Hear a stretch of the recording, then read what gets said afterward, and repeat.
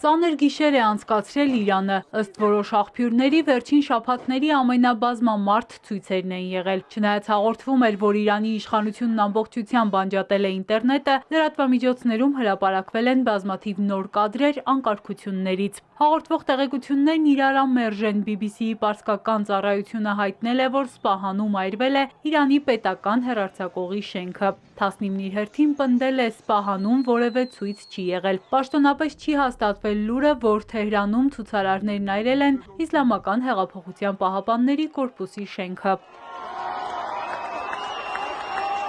Գիշերը ցուցարարների թիվը մեծ է եղել, անկարգություններ են հրահրվել, տեղ-տեղ նույնիսկ անվերահսկելի, հաստատում է իրանցի փորձագետը։ Մարդկանց փողոց դուրս գալու պատճառն, ասում է, հիմնականում տնտեսական խնդիրներն են։ Հարցի մյուս կողմն է, որ խիտ շարքերն իրականում երկու մասի են բաժանված։ Մեծամասը խաղաղ սուսարարներ են, որ դուրս են եկել, փոքրամասներ կան, որը խորովություններ են, բարակտումներ են մեծանում, անկարգություններ են անում, կամ այլ երկրների լրատվամիջոցների ազդեցություն տակ են, կամ անմիջապես այլ երկրների, թշնամի երկրների գործակալներ են, որը մտնում են սուսարարների մեջ եւ խաղաղ սուսարարները եւ խաղաղ բողոքի ակցիաները փորձում են սերեն եւ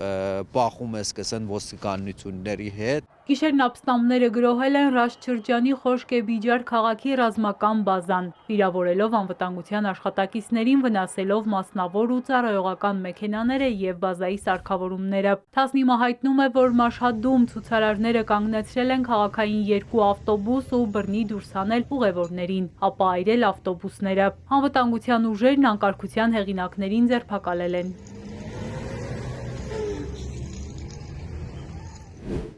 Իրանական պետական լրատվամիջոցները հաղորդում են, որ երկրի պաշտոնյաներն այցելում են խանութներ, փորձում տեղում պարզաբանումներ տալ ստեղծված տնտեսական վիճակի վերաբերյալ։ Արդյունաբերության եւ առևտրի նախարարն ասել է, որոշ անհրաժեշտ ապրանքների գներն արդեն վերանայվել են, իսկ մյուսների գները կվերանայվեն առաջիկա օրերին։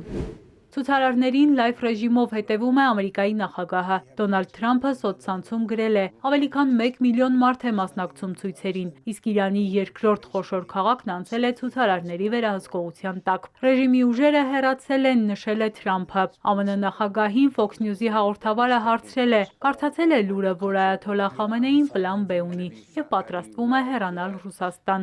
Ayatollah Ali Khamenei is now has a plan B to go to Russia. Նա փորձում է ինչ-որտեղ գնալ։ Ես նրանց տեղյակ եմ պահել, որ եթե սկսեն մարդկանց սպանել, ինչը սովորաբար անում են խռովությունների ժամանակ, շատ ուժեղ ենք հարվածելու։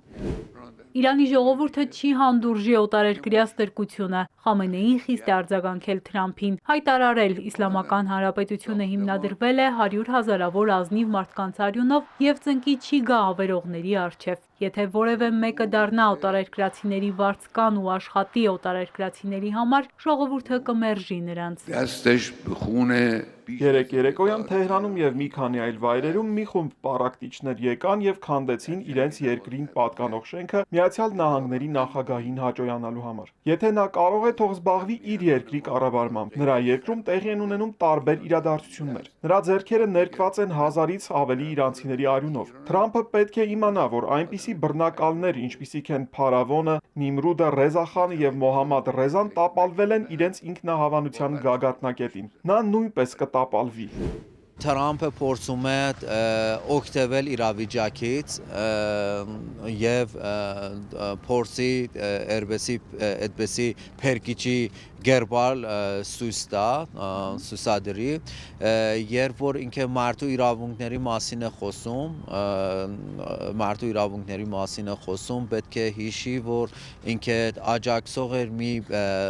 ահաբեկչական պետությունին, որը 60,000 մոտ 60,000-70,000 գինո երեխա էր սպանել, բոլոր դները ավիրել էր եւ կյանքից զերկել էր մի միլիոնից ավել մարդուն։ Խաղաղ ցուցարարների վրա որևէ մեկը չի կրակում, ասում է իրանցի փորձագետը։ Բախումներ են լինում, որովհետև իրավապահները փորձում են կանխել պետական հաստատությունների վրա հարձակումները։ Ըստ փորձագետի բացառված չէ, որ ահաբեկիչներ հայտնվեն ցուցարարների շարքերում եւ կրակ բացեն, որպեսզի ցույց տան, թե ոստիկաններն են կրակում խաղաղ մարդկանց վրա։ Նման նախադեպ, ասում է, եղել է։ Հերմինե Ղարիբյան, Ալեքսանդր Կիրոյան, Էպիկենտրոն։